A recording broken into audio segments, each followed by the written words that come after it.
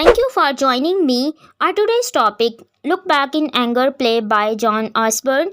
Look back in anger play 20th century का most important play है जो after post world war 1956 में publish करवाया गया। इस प्ले की जो सेटिंग है वो इंग्लैंड का एक छोटा सा 1 रूम अपार्टमेंट है, उसमें सेटिंग रखी गई है जिसके अंदर मेजर करैक्टर्स जो हमें स्टार्टिंग पे दिखाए जाते हैं, जिमी पॉटर, उनकी वाइफ और उनका फ्रेंड है जो कि एक ऐसे हॉल में मौजूद हैं जिस पर डिफरेंट यानी कि सेपरेट बेड लगे हुए हैं और ये अपार्टमेंट जो है सिर्फ 1 रूम अपार्टमेंट कहलाता है। अब यहाँ से इस प्ले की स्टार्टिंग होती है, यानी कि यही यहाँ से इस प्ले की ओपनिंग भी है और यही इस प्ले की सेटिंग भी है। अब इस प्ले की टेक्निक क्या है? इस प्ले की टेक्निक जो है वो इस चीज़ पर रखी गई है कि इसके अंदर most important term 20th century literature की यानी आर्ट की टर्म भी है, लिटरेचर की कल्चरल मूवमेंट भी है, किचन सिंक ड्रामा और किचन सिंक रियलिज्म, यानी कि ये टर्म जो है इस प्ले के अंदर यूज़ की गई है, जिसके अंदर एक हमने ऑलरेडी डिस्कस किया है कि किचन सिंक ड्रामा या किचन सिंक रियलिज्म क्या होता है और इसको किस तरह आर्ट, लिटरेचर या कल्चरल मूवमेंट के तौर पर लिया गया और इसको 20th सेंचुरी में ही क्यों यूज़ किया गया। उसके लिए आप वीडियो चेक कर सकते हैं, इस लिंक डिस्क्रिप्शन में आपको मिल जाएगी। यानी कि जब तक आप किचन सिंक ड्रामा को नहीं स्टडी करेंगे कि वो टर्म क्या है, उसके बाद उसको स्टडी करने के बाद ही आप इस जो नावल है ड्रामा है इसको अच्छे से अंडरस्टैंड कर सकते हैं, क्योंकि ये टर्म जो है ओवरऑल 2 मेजर मूवमेंट्स पर बेस करती है, किचन सिंक रियलिज्म और इसी को किचन सिंक ड्रामा भी कहते हैं, और इसके साथ साथ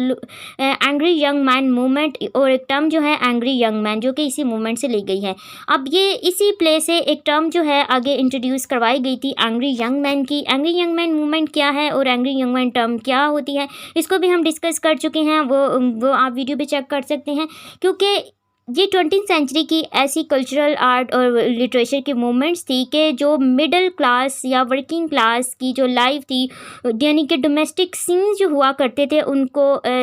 मतलब बिल्कुल ही क्लियर अंदाज में ओपनली, हम यूँ कह सकते हैं कि ओपनली इसको लिटरेचर में स्टडी यानी कि दिखाया जाने लगा 20th सेंचुरी में आर्ट के थ्रू। अब इसकी टाइटल सिग्निफिकेंस को डिस्कस करते हैं, लुक बैक इन एंगर। अगर हम इस प्ले को यानी इस टाइटल को 2 पार्ट्स में डिवाइड करें, look back and in anger, ये वर्ड एंगर जो है, ये वर्ड एंगर ही ओवरऑल इस प्ले को एक्सप्रेस करने के लिए, एनालाइज करने के लिए काफ़ी है, क्योंकि थ्रू आउट इस प्ले के अंदर हमें जो एक करेक्टर जो है जो बिहाइंड द सीन इस प्ले के, हमें मतलब अगर हम इसको इस तरह आइडियलाइज करें कि कर्टन्स के बिहाइंड जो एक करेक्टर है जो थ्रू आउट इसके अंदर अपना रोल परफॉर्म करेगा वो एंगर है। एंगर ही इस प्ले का एक ऐसा करेक्टर है जो ना तो विजिबल इस प्ले में दिखाया गया है, लेकिन फिर भी उसका जो रोल है इस प्ले में बहुत इम्पोर्टेंट है, क्योंकि इसका जो मेजर करैक्टर है जो जेमी पॉटर है वो इसका मतलब उसके अंदर जिस किस्म का गुस्सा है उसकी अपनी ज़ात के लिए, उसके अपनी वाइफ के लिए, उसकी अपनी लाइफ के लिए, अपनी कंट्री के लिए, उसके सिस्टम के लिए, और उसके साथ साथ जो आगे एलीट क्लास है उन सब के लिए, वो इस चीज़ को एंगर के वर्ड से अच्छे से एक्सप्रेस करता है। अब इसके साथ इसका जो दूसरा पार्ट है लुक बैक। अब लुक बैक का मतलब क्या है? अगर हम इस प्ले का एंड देखेंगे कि जब जो इसकी जो मेन प्रोटैगनिस्ट है, यानी कि प्रोटैगनिस्ट की जो वाइफ हैं एलिसन, वो जब वापस आ जाती हैं तो यानी कि वो सब कुछ जो कुछ वो इनको रियलाइज़ करवाना चाहता है जिमी पॉटर सबको उसकी रियलाइजेशन के बाद वो जब वो वापस आती हैं, इसके साथ साथ थ्रू आउट इस प्ले में जिमी पॉटर जो है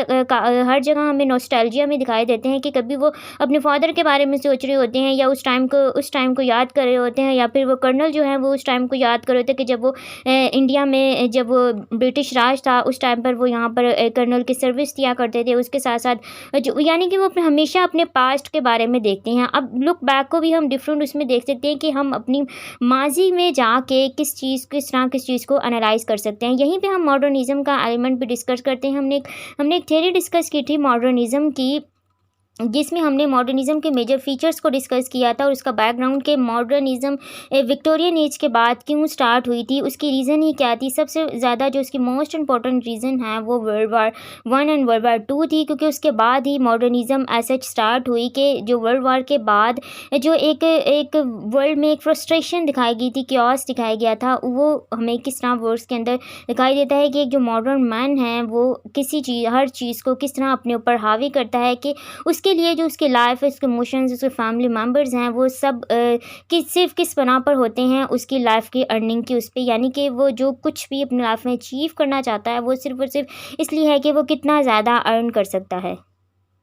अब ये प्ले हम बाद में एनालाइज करेंगे। सबसे पहले हम इस प्ले की समरी को डिस्कस करते हैं कैरेक्टर्स को डिस्कस करने के बाद। So let us discuss the major characters of the play look back in anger.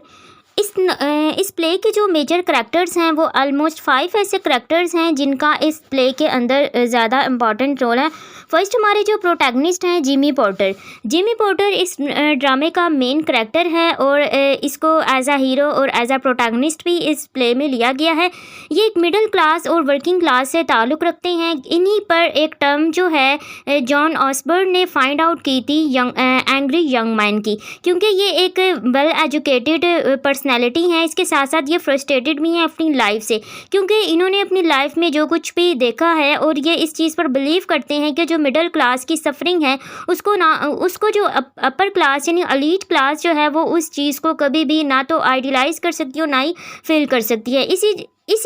इनका जो एक क्लैश है अपर क्लास और मिडिल क्लास का, वो इस थ्रू आउट प्ले में हमें देखने को मिलता है, क्योंकि इनके जो फादर हैं वो इनकी अर्ली एज में ही उनकी डेथ हो गई थी, क्योंकि वो सेकेंड वर्ल्ड वॉर के टाइम पर उनकी डेथ हो गई थी और इन्होंने अपने फादर को अपनी आंखों के सामने मरते हुए देखा। तो वो सब कुछ इन्होंने जो कुछ भी अपनी लाइफ में फेस किया, उससे जो इनका एक माइंड सेट है अबाउट एलीट क्लास वो टोटली हेटेड है। सेकंड करेक्टर जो इसमें हमारे पास है क्लोनियल रेडफोन का, जो कि इस ड्रामा की जो हीरोइन है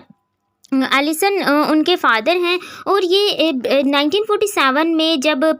से पहले जब इंडिया में ब्रिटिश राज था तो वहाँ पर जो आर्मी थी ये वहाँ पर कर्नल थे और इनका माइंडसेट था कि जो एक मिडिल क्लास है उनके उस क्लास में इनकी जो बेटी है एलिसन वो सेट नहीं हो सकती, इसलिए वो इनकी जिमी पोर्टर और एलिसन पोर्टर जो हैं इनकी मैरिज के इन दोनों की मैरिज के टोटली ख़िलाफ़ थे। लेकिन फिर भी एट दी एंड इनको गिव अप करना पड़ा और इनकी जो डॉटर है उन्होंने जिमी पोर्टर से शादी कर ली। अब नेक्स्ट जो करैक्टर इसमें हमारे पास है वो हेलेना का है। हेलेना जो है वो एक एलीट क्लास फ्रेंड है जो इस प्ले की प्रोटैगनिस्ट है, यानी कि एलिसन की फ्रेंड है और एक वो एलीट क्लास से ताल्लुक़ रखती हैं। इनका इस प्ले में बहुत इंपॉर्टेंट रोल है, क्योंकि ये इस करैक्टर को इस प्ले में डिफरेंट टाइम पर डिफरेंट सिचुएशन में चेंज होते दिखाया गया है। क्योंकि फर्स्ट टाइम पर जब ये अपनी इस प्ले में एंटर होती हैं एज एलिसन की फ्रेंड, तो वो इनको इस चीज़ से यानी उनको रियलाइज़ करवाती हैं कि वो जिमी के साथ जो है वो खुद को बर्बाद कर रही हैं। लेकिन उसके साथ साथ एलिसन के जाने के बाद वो उसके घर में रह जाती हैं एज अ फ्रेंड, किसकी, जिमी की फ्रेंड बनकर। अब इनका जो रोल है वो फर्दर आगे हम समरी डिस्कस करेंगे इस नावल को प्ले को, तो उसके साथ साथ हम इसको डिस्कस करेंगे कि जो इसका करैक्टर है उसका जो इस प्ले के अंदर क्या रोल है और आप उस करैक्टर को किस अंदाज से लेते हैं और जो कुछ भी इन्होंने इस ड्रामा में किया वो क्यों किया और जो एट दी एंड वो इसके लिए जो डिसीजन लेती हैं क्या वो राइट डिसीजन था या नहीं। नेक्स्ट कैरेक्टर जो हमारे पास है वो क्लिफ लेविस जो हैं वो इसके जिमी पॉटर के फ्रेंड हैं। ये एक अपार्टमेंट बेस प्ले है। ये अपार्टमेंट से स्टार्ट होता है, फर्दर आगे जब इसकी प्ले की ओपनिंग देखते हैं। अब क्लिफ लेविस जो हैं वो जिमी पॉटर के फ्रेंड हैं और ये इन्हीं के साथ इनके अपार्टमेंट पे रहते हैं और इनकी वाइफ यानी कि एलिसन के साथ जो है एक फ्रेंडली सा माहौल है और वो इनके साथ रहते हैं और किसी भी किस्म का ऐसा कोई वो इसके अंदर जो सीन नहीं दिखाया गया कि जो इस ड्रामा के यानी जो जिमी पॉटर हैं वो किसी भी किस्म का मतलब डाउट रखते हों अपनी वाइफ और उनके थ्रू, लेकिन इनका एक फ्रेंडली रिलेशन जो है वो इसमें प्ले में दिखाया है। और वो थ्रू आउट जितनी भी उनकी फ़ाइट रहती है अपने फ्रेंड के साथ, लेकिन क्लिफ लेविस जो हैं वो जिमी पॉटर को हमेशा इसी चीज़ के बारे में समझाते हैं कि जो उनकी वाइफ है वो उनके साथ सिंसियर है और इसी तरह वो उनकी वाइफ को भी यही बताते हैं कि जो कुछ भी है कि वो जिमी जो है वो उनके साथ सिंसियर है, यानी कि वो इन दोनों की मैरिज लाइफ को सेटल करने के लिए इस प्ले में जो है अपना किरदार अदा जो उनका रोल है वो उसको दिखाते हैं। उसके बाद एक और करैक्टर जो इसमें हमें दिखाया गया है वो हिज टर्नर हैं जब एलिसन और जिमी की जब शादी हुई थी तो फर्स्ट टाइम पर वो इनके अपार्टमेंट में ही रहते थे। और इनकी जो मदर हैं मिसेस टर्नर हैं, इन्होंने जो जिमी पोर्टर है उनकी जब उन्होंने एक स्वीट शॉप बनाई थी, यानी कि स्वीट का स्टॉल लगाया था, तो उस टाइम पर उन्होंने उनकी बहुत ज़्यादा हेल्प की थी। ये मेजर कैरेक्टर्स हैं इस प्ले के। देन अब इस नावल की समरी स्टार्ट करते हैं। एट द एंड फिर इस चीज़ को एनालाइज करेंगे किसके साथ, मॉडर्निज्म के साथ। Summary of the play look back in anger bye John Osborne. इस प्ले की ओपनिंग एक वन रूम अपार्टमेंट से की जाती है जहां पर जिमी पोर्टर अपने फ्रेंड के साथ न्यूज़पेपर पढ़ रहे होते हैं जिनका नाम क्लिफ है, और साथ साथ वो ब्रिटिश की जो ब्रिटिश में बनने वाली एक न्यू गवर्नमेंट है उस चीज़ पर बात कर रहे होते हैं, उसका मजाक बना रहे होते हैं। और उसके साथ साथ दूसरी साइड पर जो एलिसन पोर्टर हैं वो कपड़े आयरन कर रही होती हैं। जिमी पोर्टर और क्लिफ की किसी बात पर मजाकन लड़ाई हो जाती है और वो लड़ते लड़ते जो हैं वो आयरन बोर्ड पर गिर जाते हैं, जिसकी वजह से जो एलिसन है उनकी बाजू चल जाती है। इस बात पर जो एलिसन है वो गुस्सा होती हैं जिमी पोर्टर पर, और जिमी पोर्टर उनसे अपॉलॉजी करते हैं लेकिन वो उसको एक्सेप्ट नहीं करती और उनको वहाँ से जाने का कहती हैं। उसके बाद जो क्लिफ हैं वो एलिसन को मेडिसिन लगाते हैं उनकी आम पर, और उसको कंसोल करते हैं और उनसे ये कहते हैं कि जो जिमी है वो उनसे बहुत मोहब्बत करता है और वो जो कुछ भी कहता है वो सिर्फ अपनी फ्रस्ट्रेशन की वजह से कहता है, लेकिन वो दिल से तुम्हें बहुत ज़्यादा पसंद करता है। और इसके साथ साथ वो उसको जो एलिसन है वो उसको बताती हैं कि वो जिमी जो हैं उनके बेबी की मदर बनने वाली हैं, लेकिन वो इस चीज़ को डरती हैं कि वो जिमी पोर्टर को इस बात से कैसे इस बात का उनको कैसे बताएं, क्योंकि उनको डर लगता है कि वो किस तरह का रिएक्ट करेंगे। अब जो क्लिफ है वो एलिसन को कंसोल करते हैं और उसके बाद जब वो उसको किस करते हैं नॉर्मली, तो उस टाइम पर जो जिमी पोर्टर हैं वो वहाँ पर पहुँच जाते हैं, लेकिन वो किसी किस्म का रिएक्ट नहीं करते, क्योंकि यहाँ पर हमें एक फ्रेंडली माहौल दिखाया गया है कि जो ये तीनों हैं एक ही रूम में रह रहे हैं और इनका एक फ्रेंडली सा यहाँ पर हमें माहौल दिखाया है। और इस सीन पर जिमी पोर्टर जो है वो किसी भी किस्म का रिएक्ट नहीं करते हैं। लेकिन जिमी पोर्टर का जो बिहेवियर है वो बहुत ज़्यादा एग्रेसिव होता है। वो हर टाइम एलिसन को टारगेट करते हैं, टॉन्ट करते हैं, उनकी मदर के बारे में बात करते हैं, उनके फादर के बारे में बात करते हैं, जो कि 1947 से पहले जब ब्रिटिश आर्मी हुआ करती थी इंडिया में, तो उस टाइम पर वहाँ पर कर्नल थे और वो उनको कहते हैं कि तुम्हारे फादर जो है वो हमेशा अपनी जॉब या उसके बारे में सोचते रहते हैं। हालांकि वो वहाँ से वापस आ चुके हैं और लेकिन वो हमेशा अपने पास्ट के बारे में सोचे थे, जैसे कि जो कि उनको नहीं करना चाहिए। और वो हमेशा एलीट क्लास को टारगेट करते हैं कि एलीट क्लास जो हैं वो इस तरह की हैं, उनको तो किसी किस्म का सारों का भी बर्दाश्त नहीं करना पड़ा, उन्होंने कभी लाइफ में रियल डेंजर ही नहीं फेस किया। इसके साथ साथ फिर जो क्लिफ हैं वो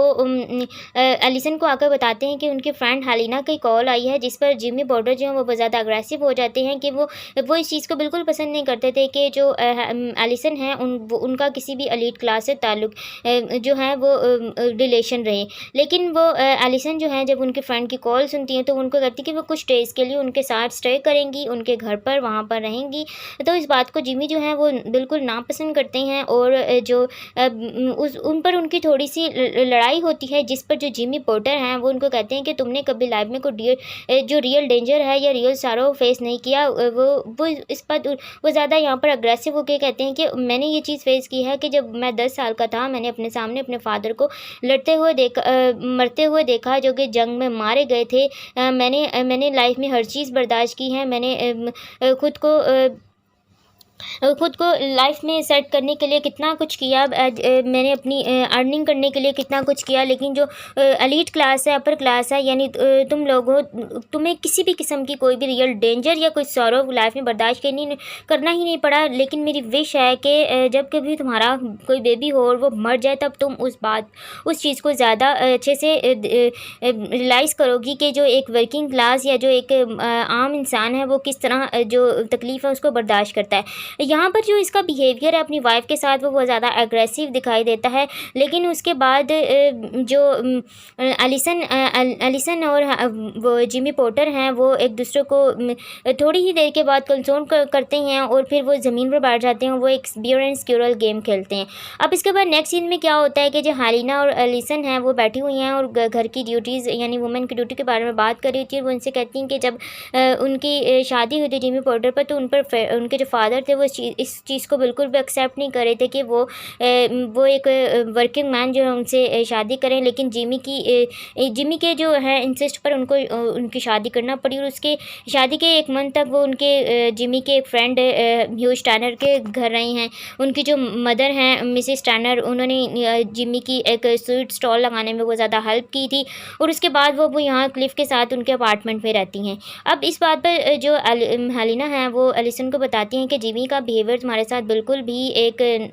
अच्छा बिहेवियर नहीं है, नॉनसेंस बिहेवियर है। तो इस बात पर जो